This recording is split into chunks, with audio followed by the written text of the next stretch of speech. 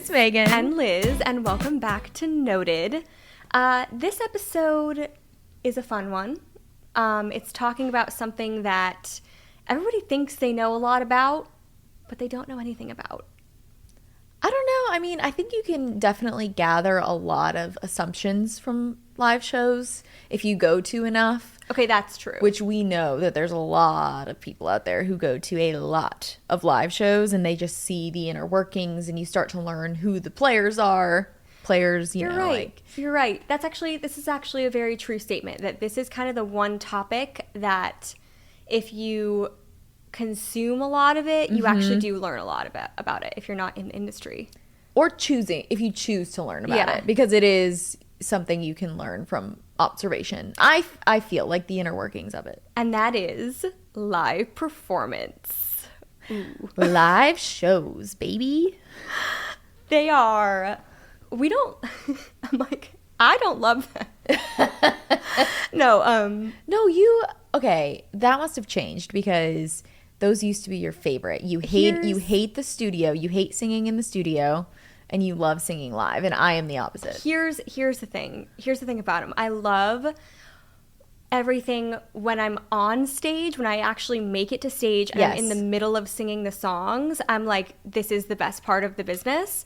But I don't like is the logistics leading up to it. Those really stress me out. And just the whole day leading up to the show. Oh my gosh, the suspense. I'm just like at a state of consistent unrest. Yeah. Like the whole day. I cannot relax until the show is done. And usually shows are at night.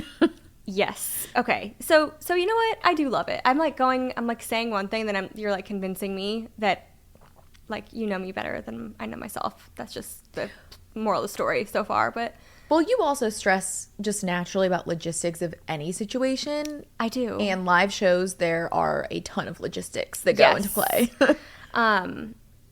Let's talk about the first thing. Let's just like jump into the first thing that is something that I wish we would have had, but we did not have. I don't know if we were just a little bit too late in the game or too early in the game, I guess, to not have this experience, but let's talk about tuning on the microphones. So many people use it now.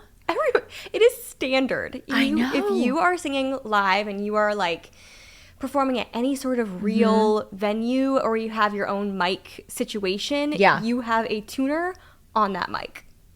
Yeah, and it's wild too. And we're not just like saying this to say it. If you go and listen to really, let's see, I know Tate McRae uses it because she's obviously dancing a bunch. But I mean, I don't think it's a testament to how good of a singer you are. I think it's just during live performance, it's just easier to have a tuner and it's less stressful. And also us as a society has come to expect everything to be that level of perfection. So it's like, if you could sing with a tuner, why wouldn't you? Because I think Tate McRae is a very good singer. Yeah. But yeah, she uses it. Kelsey Ballerini, I've heard. I'm not convinced she uses it every show. But I've heard it on Kelsey before. I have heard it on Kelsey before. And again, she's a great singer, but people use it live now.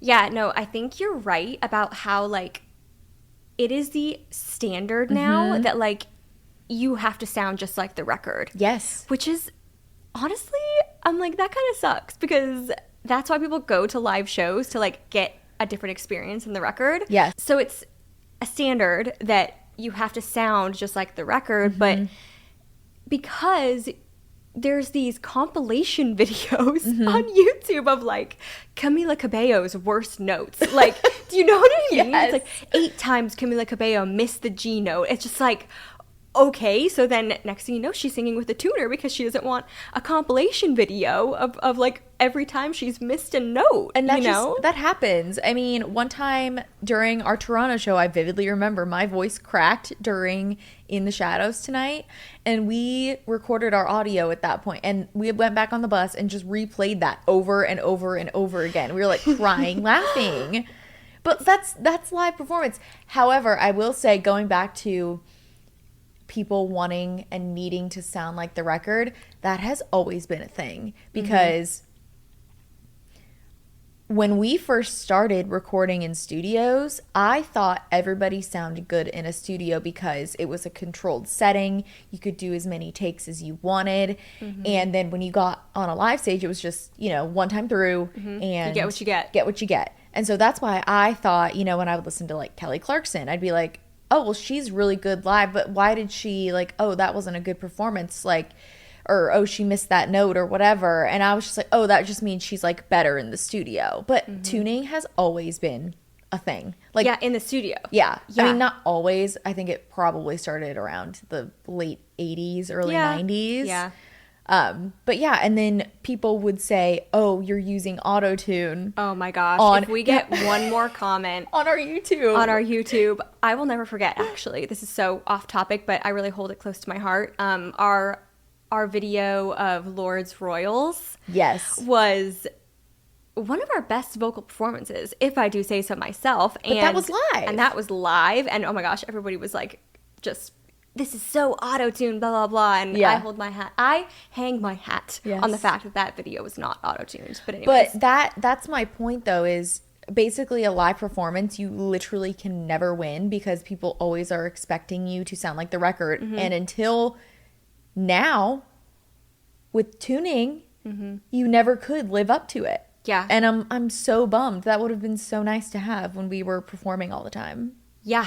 Oh my gosh. And but it worked in the opposite way. People would accuse you of using autotune in the studio, but not in your live performances. And oh my God, you use autotune. And you can hear it like, I wish that we could post, maybe we will, like a compilation video, not me with the compilation video, oh my gosh, sorry, of people where you can hear the tuner, because again, it's one of those things that once you hear it, you kind of can't unhear it. And again, we're really sorry for doing this to you guys, but it's so true. Once you hear how it catches notes and like, you just will hear it all the time, basically.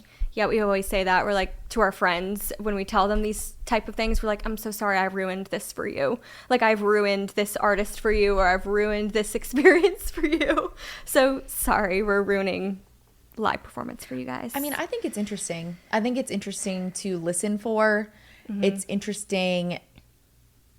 I think the better the singer the better the singer is, the harder it is to hear the autotune.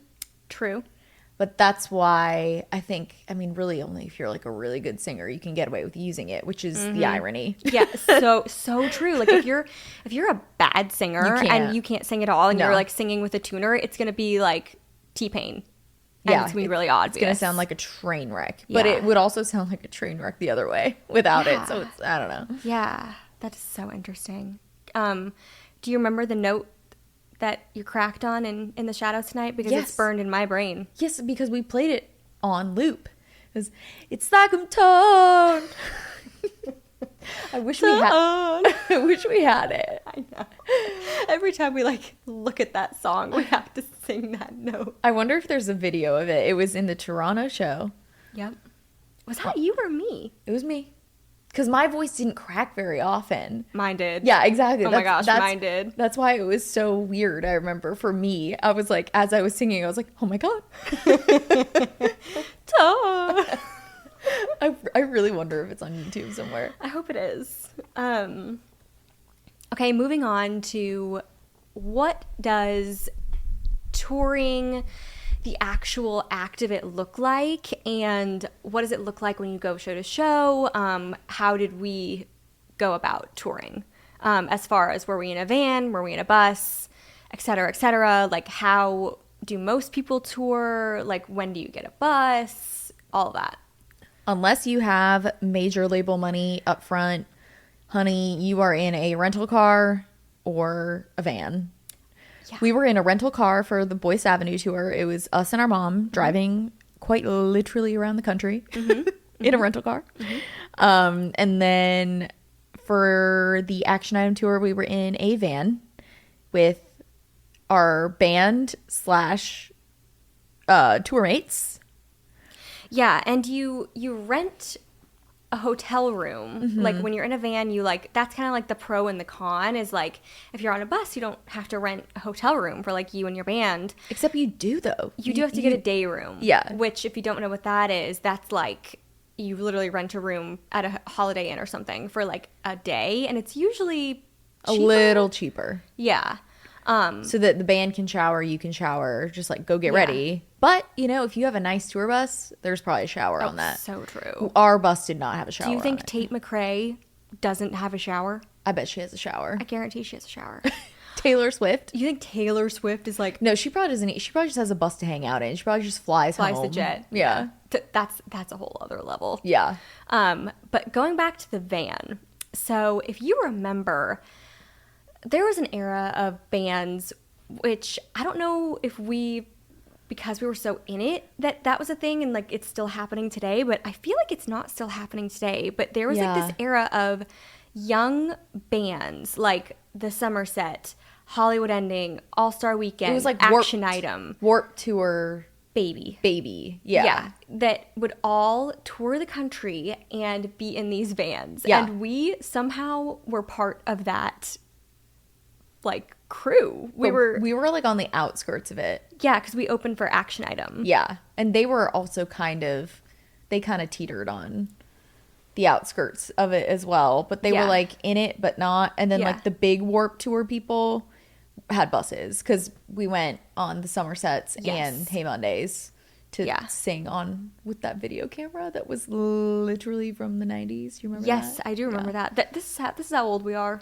We shot videos with a video camera. Like an actual video camera. Not in like a cool like vintage way, like in a this is the best way to record a video way. Yeah.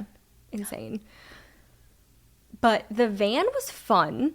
But I will say as a female artist, when you're expected to have full glam and cute outfits, which like we were, that was very much our image, very much our brand. Having the van was kind of hard because we couldn't get ready. Like we couldn't curl our hair. Yeah, I was gonna say I don't even remember how we did our hair. I mean, we would sometimes like have a day room available, or like we would just go in the lobby of hotels and like use. We would use the lobby bathroom. Yeah, we did that a lot. Because that was wild. Because that was our only choice. I remember we would do our makeup in the van. Like, that was fine. Yeah. It wasn't ideal, but it was fine. But the hair, we were like, we need electricity. Yeah, to do our hair. Yeah. So that was like our biggest complaint. And like, I remember feeling like a diva like all the time because all of these boys would like just roll out of the van, like in whatever, and they would go play the show. And like, we would literally be like, we have to stop somewhere so we curl our hair. I remember we had a talk with our manager at the time because he also did not understand that because he had only managed males up until that point. And I remember we literally had to talk to him and be like, listen, like we gotta get a hotel room or find time to get to the venue early or something. Okay, I forgot about that too. Yeah. Some venues had like nicer green rooms. Some did not. I say that with like most were actual dumps. I remember one specifically. It was partially underwater. Do you remember that? It was here. It was in Memphis. It was at the New Daisy. No. Yes. I remember we walked down and we were like, we literally can't even walk into this green room because there was like this much water. There was like an inch of water on the ground. On the whole floor. Yeah. Like coating the floor. But that was the norm. Yeah. And also we were opening for most of these like smaller shows that we were playing, or like earlier in our career we were opening. Yeah. So it was like, even if there was a green room that was flooded, like we didn't have access to it. No, it would be like the size of a closet sometimes, and like just like etiquette in the hierarchy of the touring world. It's like obviously the headliner gets the dressing room, so and then it would be the next opener, and then usually like us. So if there was enough room for two, they would hang out, and then you just kind of like. We would literally mosey around. We would literally be standing like in the hallway. Yeah. Just like waiting to go on. Yeah. But, that's just how it works, And And let's talk about this. This isn't on my list, but it kind of like stirred up something that I was like, oh, we should talk about that. There's something called a rider, which Yes. do people know about riders? I think they do because I've seen like things on TikTok where people are like they found riders. Okay. That like celebrity riders were released. So Okay. I think some people do. Well, I'm going to like, for the sake Yeah, of this explain podcast, it. I'm going to pretend like you've never heard of a rider before because I feel like people might not know about it. I think some people definitely don't. So a rider is something that you give the venue ahead of time. That's a list of snacks that you want. It's drinks. It's like random what have yous. And For your dressing room. for your dressing room, yeah, or your green room or whatever. Yeah. And the venue provides that for you. They go out and buy it, and then like you show up to your green room, and they have it for you. Mm-hmm. But what's funny is riders do get wild. They do. Like people, like yes, like what was on? Like, let's talk about our rider first, and then so they can get a baseline of like what's kind of normal, and then what we've seen. I think we had gum on ours. I remember Sure. that. We had mint gum. We had a fruit plate. Oh, didn't we have hummus? Yeah. Like hummus and chips or something? Yeah, like a hummus plate with Yeah. chips, Diet water. Coke, I want to say. Yeah, Diet Diet Coke. Coke, water. Room temp water. Yeah, room temp water. And I feel like that was like probably it. Pretzels, maybe. I think towards like the end when we were 21, I think sometimes I would ask for like wine. I remember because I saw Russell Dickerson asked for wine and I was like, oh my God, you can can do ask that. for wine? Yeah. So I was like, I'm going to ask for wine. Yeah, so that's loud. Now let's going into like the crazy riders. Like people, you can ask for anything. And especially if you're huge, like if you're a big star and you're playing these like fancy big venues, like you can ask for like fancy tequila, like, you know, $500 tequila. You can Yeah. ask for like green sweatshirts. Like Yeah. you can ask for like purple only M&Ms. Yeah. Like, and people do that. Yeah. And then sometimes it's like you don't even use the stuff, and then you just like you're on in the next city, so it Yeah. just like stays there. Oh, I mean, I would hope people from the venue just take it home. Oh, if they yeah. didn't use it. But yeah, no, it's crazy. The things that some celebrities ask for on their riders. Like, if you're curious, I guarantee you can go and Google like your favorite artist and find their rider somewhere on the internet. Someone at some venue has Yeah. printed it or something. For sure. Yeah. So let's talk about how much a bus actually costs. Dude, and keep in mind the numbers we're going off of. Our bus was, I think, from the 1990s. Like, that thing was old. It was old. I swear, like, tell me if this sounds right to you. I don't know if this is right, but I swear it was like part of like a just. Oh no. Did I make this? Like, I don't know. Tell me if I made this up. I swear it was part of like a bus like revival program where it was like they took like No, it really old. Is this ringing true? Oh my God. Yes. It was literally like a clearance rack for buses. Yeah, like they took like buses that were like busted. Yeah. And from like the like graveyard of buses, and they just like took them and cleaned them up and gave them a new life, and then you could get them for a discount. Yes. No, that left my brain until this very moment. So I'm but not making that up. No, you definitely didn't make that up. Okay. And I remember thinking like, that kind of sucks. Yeah, because I remember they like told us that because Yeah. we didn't know the difference. Like we'd been on other people's buses before, but like if you didn't tell me that, I Yeah. don't know that I would have known that. And I had never really like been on like a nice bus. Like No. those are for like, you know, Taylor Swift and Jason Aldean Yes. and like all those types of people. Yeah, but this bus, listen, we loved this bus and we were grateful for this bus. And I thank Were my you- lucky were you yes. grateful? Yes, I was. I thank my lucky stars every day that we got to say that we got to tour on a tour bus. You had a lot of beef with that bus though. At the time I did. It's specifically because it woke you up. Only because so I guess like where my bunk was, I was on the bottom bunk in like the dead middle of the bus. And this is so absolutely foul. Like if you're like squirmish or whatever, like squirmish, and you don't like talking about gross things, maybe skip ahead 15 seconds. But I can't believe I'm like gonna say this, but like it like haunted you. It haunted me. So I guess my bed was like right over the pee tank. The pee tank of this bus. And like the way that you would empty it was you would do it in the middle of the night. Like you would never just like, you would go to a truck stop, I think, and you would empty the pee tank into like a hatch in the ground. That's like just standard protocol. And that smell, I can still smell it to this day. Like unearthed. Like it just shook it all up. Like something about releasing the pee, like churned it all up in the bus, and I must have been directly above it, and it vented right into my bunk specifically, because that smell was to this day the worst smell I've ever smelled in my life. I can literally recall it in my brain right now. That's so bad, dude. And you didn't have that problem. I would get whiffs of it occasionally, but it wasn't anything like you experienced. It would wake me up from a dead sleep. I'd be like, oh my gosh, they're emptying the pee tank. But going back to what you said, I was also so thankful to have a bus, because touring on a bus was completely different and so much better than touring in a van. It was just like night and day. You slept so much better. You had a place to put your stuff. Put your stuff, hang out in. So if the green room was awful, you could just hang out in the bus. Like it was amazing. And we had so much fun with, that was a full bus. It was our band and Kaylin and Miles. Yes. And Jakey.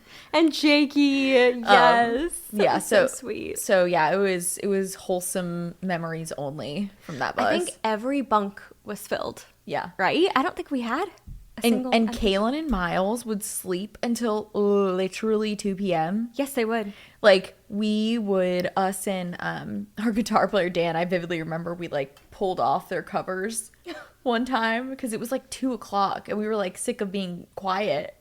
So we like pulled off their covers. I don't remember this. I That's do. funny. And we like ran out really. And then I remember like not like throwing, this isn't talking bad on Kaylin and Miles, but just a story about Kaylin I will never forget. And if you don't know them, they were like a duo who had like some really viral songs, and they were so good. I absolutely loved them. So sweet. Loved their music. So fun to tour with. But so Kaylin, when we were when you cross the border into Canada, you know what story I'm talking about. So when you cross the border into Canada, like the way that it works is everybody has to get up, and it's the middle of the night. So like, but the way it works is when you cross and when you get to the office, I guess, everybody has to get up and to the border. Everybody has to get up out of bed. You have to show your passport. You sometimes have to go inside, and like it's like 2 or 3 in the morning. Everybody's dead asleep. And I just remember this like vision of Kaylin just like standing on the bus, eating a bag of chips, nobody's home. No. Nobody's home. He was like sleepwalk eating chips. He was sleepwalk during eating this chips. border check. Yep. And I remember we asked him the next day, we're like, oh my gosh, like, wasn't that so crazy about the, like, you know, like us at the border last night, and like, you know, you ate all those chips and whatever. He's like, what? Yeah, he was like, what? He didn't remember a single thing about waking up and like going through. It was just so funny. You know what's so funny though that I remember about that is that we didn't have to do it every time. I think we only did it 2 of the 4, which is weird. I guess maybe it was like easier to come back in if you were from the United States or it was like a trip, you know, like this, like the whole, like when you enter, it's like, you know, like you put on a paperwork that says, and that is on your tour manager. That's their job to do all that paperwork and stuff. And he had all of our passports, didn't he? Yeah. Yeah, he did. Yeah. God bless a tour manager, which also, let's go into that. If you don't know what a tour manager is, this guy like saves your life. He does. Yeah. He does it all. Or she. He or she is the person that like does all the stuff with the crossing the border. They will make sure that the venue has your rider. They will organize your sound check. They will you know, do all of the communication with everybody. They keep you on schedule for the day. Yeah. Yeah. Yeah. And they print every morning they print off like the schedule for the day and they put it like in the front of the bus. So there's like a schedule everybody can see, like this is what time sound check is, this is what time curtain is, this is what time we have to be out of the venue, like this is what time the bus call is, like, and every single morning there was like a fresh piece of paper and that was his job. And it was like food nearby and like coffee nearby and whatever. He was so great. He was. Oh, sweet Jake. Sweet Jake. Also, the bigger tours have something called a hospitality. Oh yeah. What's the correct term? Hospitality manager, I think. Is it just hospitality manager? Yeah. We had a friend who that was her job, and for like a bigger artist, and so their job is literally to just like curate the vibe and to like manage. I'm talking like big people, like who like have, playing arenas, playing stadiums, whatever. And they will be the ones who are like in charge of getting people, you know, drinks and like being the bartender and, you know, going out to the crowd and like bringing people up who are, you know, like family or whatever and bringing them back. Like that's really important. Yeah, making sure if family's coming in for the show that they have a ride from the airport to the venue, and just getting in the venue and like all that kind of stuff. Yeah, because really we experience this on such a small level, but really like show days, you want your main focus to be the show. Yeah. Like, and there's so much logistics that goes on that obviously, like I said at the top of the episode here, like makes you so anxious. Yeah. That like you really just want to focus on performing and like giving the best show that you can give and like saving your voice or whatever. Saving your voice. Should we talk about that? How you lost your voice every single time we had an important show? Yep. Well, you've lost your voice a handful of times too. Yes, but I feel like mine was never super important. I think you just like carried a lot of like that stress we were just talking about. I carry it in my throat. Yeah, you carry it in your throat because it was always without fail when it would be something super important. Prime example. I lost my voice, and I'm not just talking about like, oh, it was like a little like scratchy. Like I could not speak. Like couldn't get a peep out. On the last day of our tour in New Jersey with opening for Action Item, which was the biggest show that we played probably at that point in our careers. Like it was the biggest venue, and it was the end of our tour. It was just a big deal. Yeah. We had a big audience in Jersey. Didn't have a voice at all. Yep. And we had to go to New York the next day for a bunch of press stuff. I remember, and like to sing. Like, we were going to Popstar Magazine. I remember. Yep. And I didn't have a voice. Yeah. So I always, the amount of steroid shots that I have gotten. You've had a lot. Is insane. So basically you just go to the doctor, like an ENT, and it's never the same one because I was always in a different state. Yeah. Like I would just like show up to an ENT that our manager had like called, and I would show up and I'd be like, I can't talk and I need to sing tomorrow. And so they'd give me a steroid shot, which is not good for your voice. No. You're not supposed to get them a lot. No. But if it's bad enough, and like they will come to your show and put a steroid shot directly into your vocal cords. I've never done that. No, but people do that. Yeah.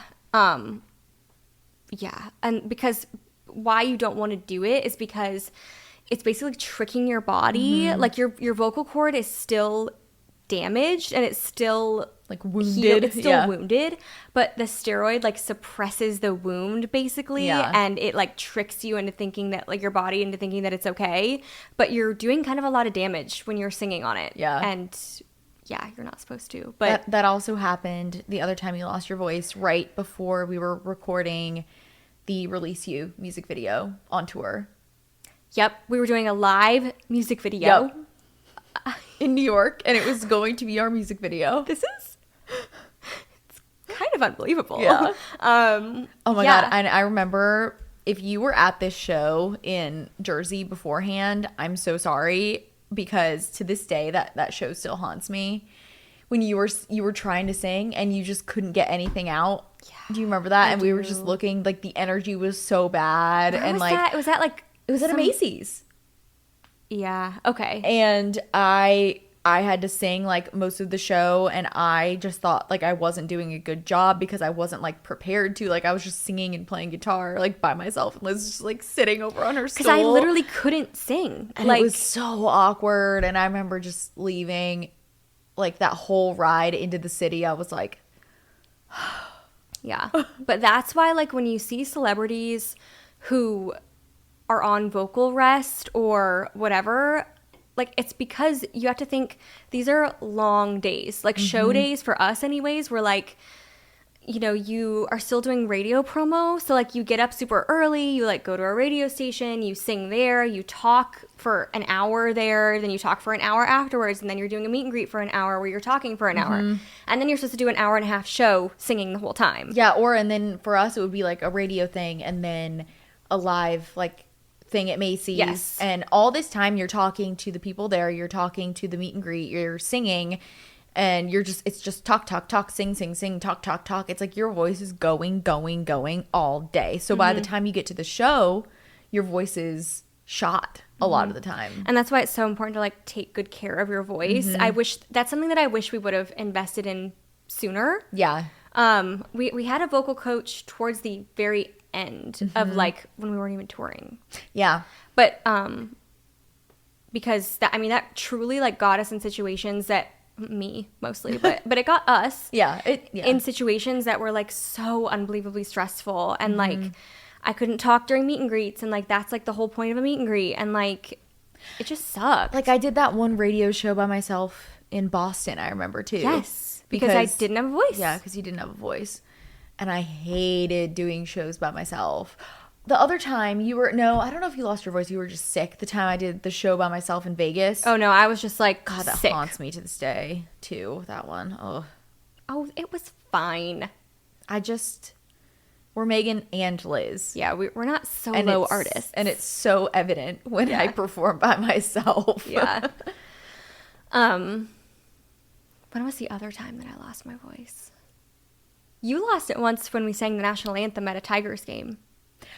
It wasn't gone. I was just sick. Okay. The only time I remember losing it was when we were in LA just writing a bunch. Yeah. And we did the demo for Expiration Date. Oh yeah. And literally listening back to that audio, I'm like, my voice was literally, like, hanging off the cliff. Like, it sounds so, like, raspy and like and then the next day it was just gone. Yeah. Ugh, I don't know. That also really stressed me out. When we talk about, like, live performance, like, obviously it's like I have trauma from, like, live performance, because I would always, like, leading up to it, I'd be like, am I gonna have a voice? Am I not? Like, this huge opportunity, am I gonna have a voice? Am I not? And, like, and a lot of, like, big people usually come to your shows. Yeah. Radio people, people from your booking agency, people from your label, people from, like, just... People drive hours to see you and, like, have this meet and greet, and you're just like, I literally can't say anything. Yeah. And you feel really guilty about it. Oh, I felt so guilty about it. Yeah. Ugh, gosh, I'm, like, stressed thinking about it. I'm sorry. It's okay. I have a question for you. Okay. Can you tell me your favorite venue that we've ever played? Not necessarily the show. Like, I'm not talking about the show. I'm talking about the venue experience, because I have one in mind. In what context? Like opening, in general, just headlining. In general, like, the most luxurious, your favorite experience, just from dressing room, from, you know, et cetera, et cetera. I mean, I think I have two. One obviously was iHeart Festival, because in Vegas, because that was just unreal. Yeah. But I mean, Christmas Bash in Buffalo, that one was fantastic because we were, like, right next door to Ed Sheeran and he was so nice. Headlining tour though was the Hamilton in Washington, D.C. I was going to say that. I was going to say the Hamilton was so amazing. The food was so good and they were so nice and the venue was just beautiful and it was, like, a really fun show. Yeah. So the Hamilton, I hope it's still around. Yeah. I don't know if it is, but oh my gosh, it was so nice because it was it was almost like a theater, in a way. So it was like a seated, like, the people were seated for the show at, like, these really luxurious tables with, like, booths and like, they could eat and the restaurant, like, the food, and that was another thing. So we show up, and most venues it's like, you know, you got to eat before, or you, like, order your food for whatever. We usually didn't eat until after, but this one, they, like, gave us all menus and they're like, pick whatever you'd like anybody in the band, anybody on your team, whatever you want. Like, just pick anything you want from this menu and we'll bring you food. And it was the best food I've ever had. And they named a cocktail after us. Yes. That was so fun. Like, that is... I mean, we weren't 21, but they might have done a mocktail too. Yeah. But stuff like that was just so cool. Oh, and then Mohegan Sun. Oh, yeah. That was so fun too. The Wolf Den. Yeah. Yeah, no, that was so fun. I remember just that whole experience was fun because we stayed in the casino. Mm-hmm. But yeah, they had like the best food too. Yes, that was so good. So fun. And it was like we played a show, like I think it was like 45 minutes maybe, like set, and they paid for our whole band to like be put up in the hotel and us to be put up in the hotel. They had like a limo pick us up from the airport. Like, that is not a standard experience. No. So that was so fun. It's like, man, you haven't watched enough of Inventing Anna. It's VIP. I know that much. It's VIP. But that's truly how it felt. Yeah. So that was fun. I've got to think like Taylor probably is like that everywhere she goes, but that's just like her everyday life. Mm-hmm. That's just another day for Tay Tay. Yeah. Let's talk about in-ear monitors. Okay, first of all, I did not realize the first time. So there's like a couple different kinds of in-ear monitors. You can get ones that just are basically earbuds and they, still connect to in-ear monitors. But we also had custom ones where they shoot this like foam into your ear.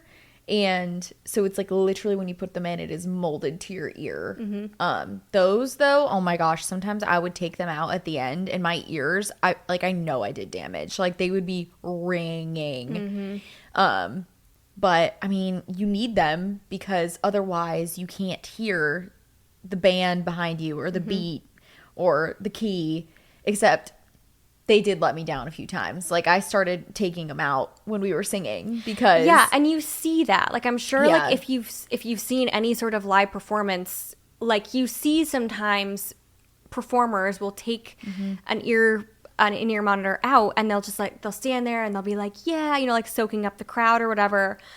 Or like if they can't hear themselves, they'll take out an in-ear monitor. Or if they're going like this, tapping their ear. Yep. Like that means that there's something going on with their in-ear monitors. And the in-ear monitors are crazy because like you can't hear the crowd at all. No, they're noise canceling. They're like the AirPod Pros basically when you turn on the noise canceling. It's like that. Which also I didn't like that because I felt like I couldn't feel the energy of the room. For sure. It's weird. Like I preferred not to have in-ear monitors half the time, or I would leave one out. Yep. And that's all preference. I think every artist has a preference, but yeah, I preferred to have one in, one out, which is really bad for you. But it is really bad for you. But like when you're on stage, people are like, why do you need them? Because it's so loud. Like the guitar amps are so loud. The drums alone are like crazy loud. And if you don't have front monitors on, you can't hear yourself. Yeah, you can't hear yourself. You can't hear. For me, because I was playing the guitar, I had a click going in mine, so that would make sure I was playing in time with the drummer, the bass player, etc., etc. So that I couldn't have played guitar without that. And also it would count into songs for you, so you would know how much time you had to like talk, and then it'd be like in your ear, like 1, 2, 3, 4. Yeah. Or it would be like.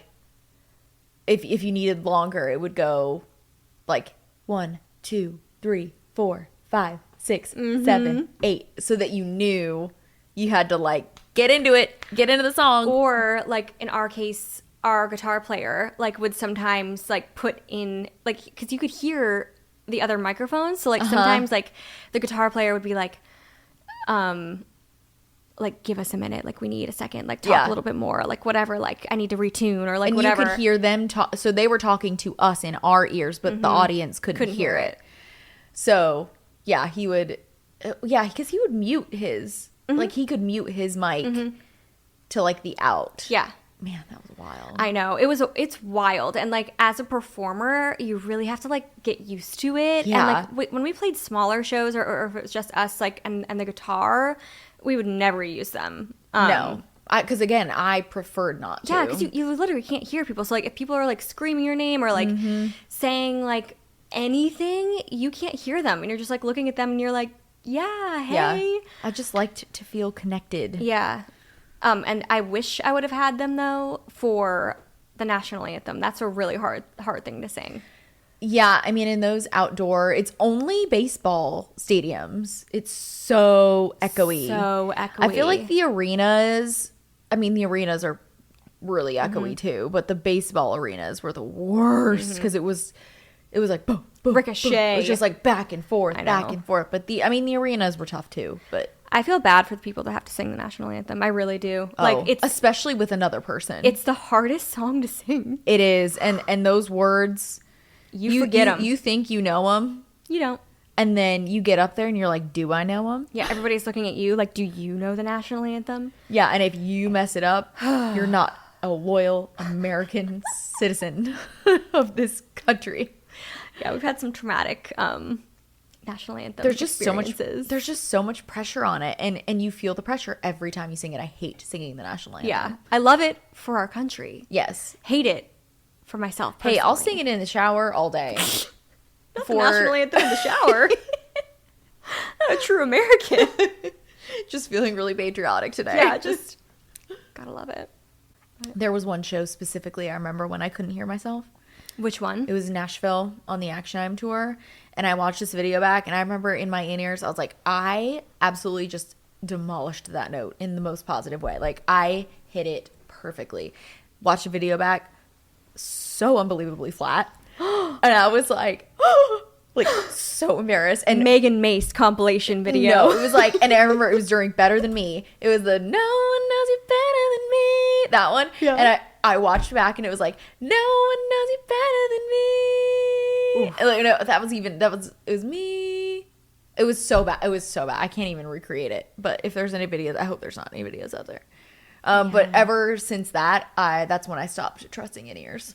And it was hard for us because like we had to hear each other so right. Like it had to be so dialed in because we're harmonizing. And we're really quiet singers. We are. And so is Taylor Swift. Yes. That's something that like people don't really know, but just knowing what we know and seeing what we see, Taylor is such a quiet singer, as in like someone she doesn't. told us that. Yeah. When she was sound checking at iHeart, I'm pretty sure. Okay, yeah.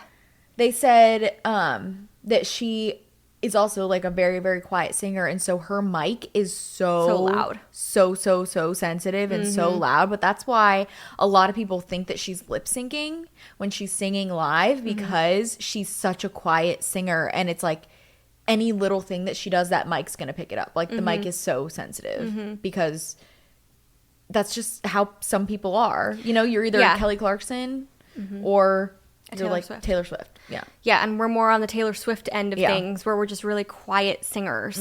Like, and it's hard to describe because, like, I guess it's not quiet, but like our voice just doesn't carry. It doesn't project naturally. Yes. Yeah. So it needs to be really sensitive. Like the microphone needs to be really sensitive.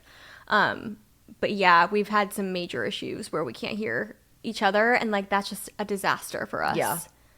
Could have used some tuning, I guess, but man, I don't know. That'd be so scary now. Because like, what if? Oh yeah, we're harmonizing and it's like the. Oh no, actually, you know what? No, that's so scary. Terrifying. That's so scary. I wonder if there's a compilation video of us sucking. Have we ever looked for that?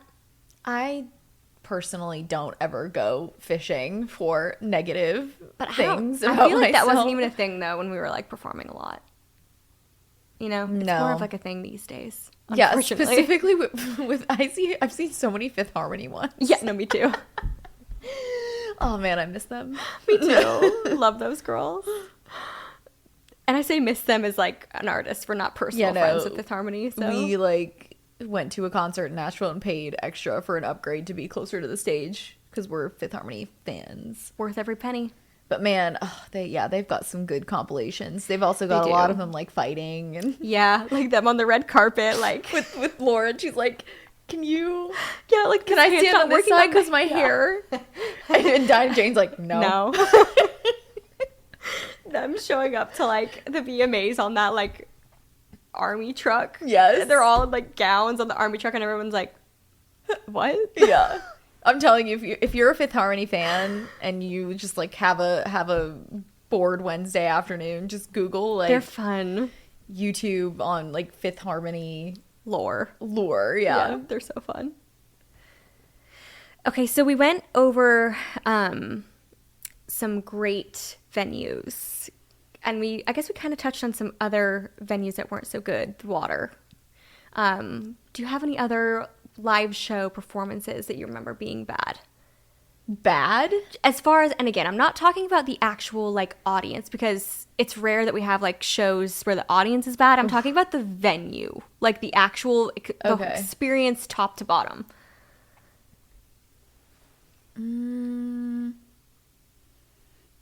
Dude, I honestly feel like I'm like, did I block them all out? Do you have any? I have a few. Yeah. Toronto, our most recent tour, the Muses tour. Well, I liked that venue. I'm talking about the whole experience to get there was actually fighting insane. the massive snowstorm and the rumor of COVID about to shut the world down. That the one? looming pandemic. Yeah. Yeah, no, that one. Yeah, that was too bad. Honestly, I'm really glad we got some shows in before that, though. I know, me too. But yeah, we were flying and our band was driving, and didn't we had played Boston the night before. Yeah, and it was January. And there was just like a massive snowstorm and didn't our flight got delayed. Oh, yes. And we made it in time for the show, but we had to do our makeup in the Toronto bathroom airport right when we landed. Mm-hmm. We were just in the baggage claim area, just like. And then we had, like, we called an Uber to pick us up because we literally had to go from the Toronto airport. That was the most terrifying Uber ride of my entire life. Right to the venue. Like, I don't even think we had time to sound check. Like, it was like that close. We went right to the venue. We did not go to the hotel. And, oh my gosh, we got picked up in this, like, little red Corolla. Yeah, and it was like a bad snowstorm. Yes, like, it was dumping snow, and we get picked up in this, like, little red Corolla. We were slipping all over. Oh, and we literally almost slid into a car, like pulling into the venue. No, it was bad. And then half of the people, like the people who bought tickets, couldn't come because the weather was so bad. Wasn't there like literally like a do not drive unless you have to thing? Yeah, that sucked. Like stuff like that. Like that was obviously one of the last shows that we played, and we were like, are we like still cut out for this? Yeah.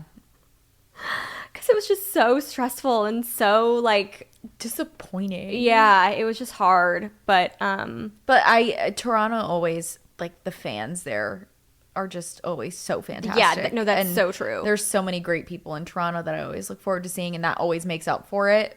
Yeah, like almost thank God it was Toronto. Yeah, you know what I mean, because honestly, there's such good like fans there, and like they were so excited, even though like half the people didn't show up. Like the people that were there were just like, no, I'm here. Yeah.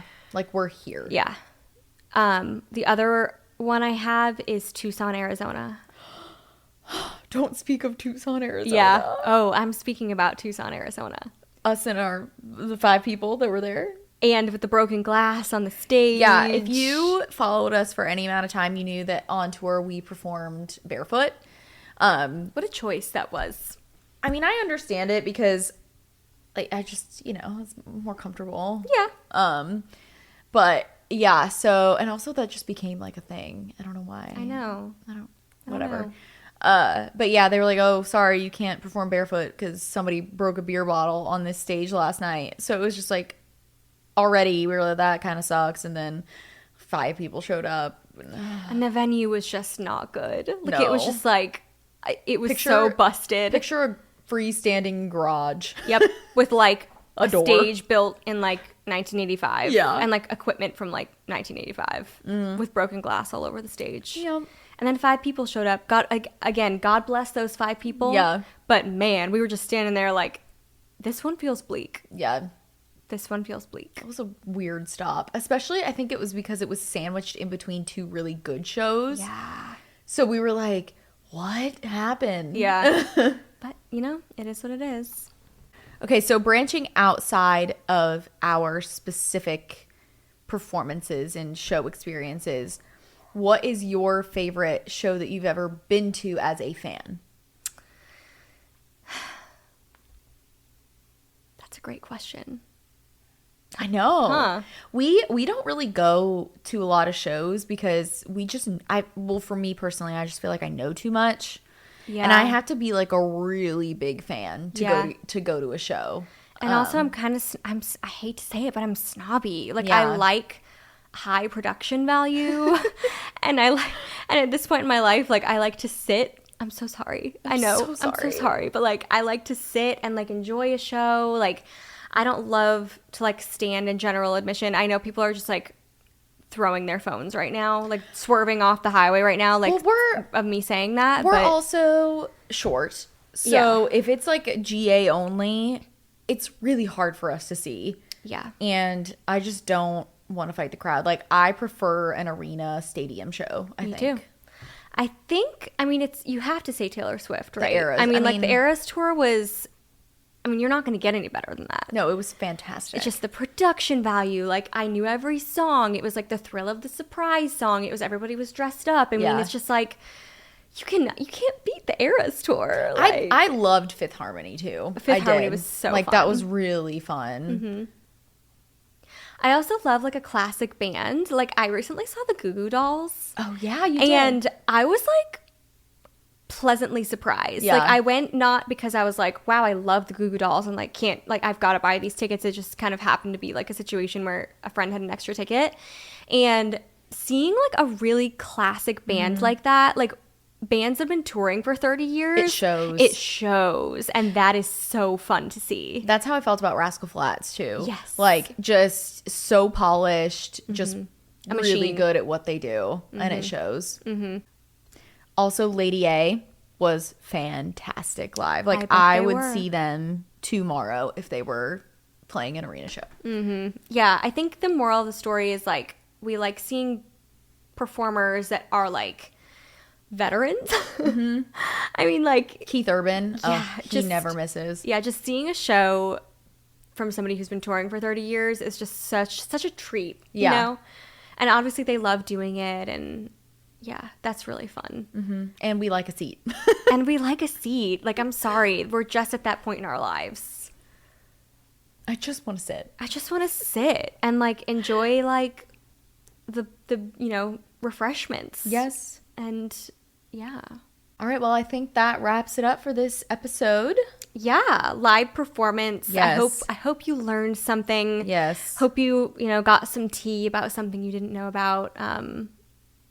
Hope you just don't think about the bus with the P too much. Yep. Um, And we'll see you guys next week. we'll see you next week. Bye.